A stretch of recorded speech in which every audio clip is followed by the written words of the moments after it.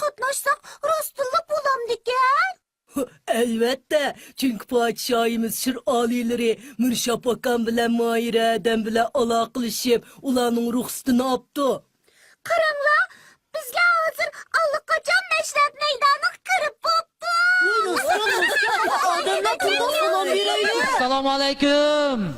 Mushukjon, chashqanchaq. Yangi yilga muborak, chechan tiyin iyiqchaq. Ve aleykümselam Mürşap Akan Mahire de.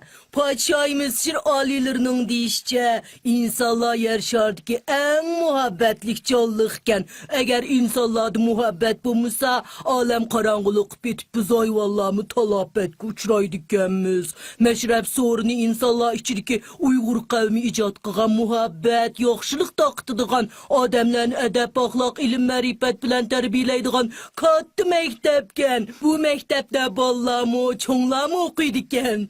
Aqlliq iyiqchaq to'g'ri aytsan. Xo'sh, bugungi mashrabga obdan kapsizlar. Nemish qilinglar ba?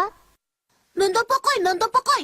İnsanlarning o'zimi muhabbatlik bo'lg'ashqa, bolalar texmi muhabbatlikkan. Anglasak ular biz ayvonlar bek amroqkan. Shuni biz bugungi mashrabda Uyg'ur bolalarini tushungach, ular bilan birdan birga o'ynasak bo'lamdi.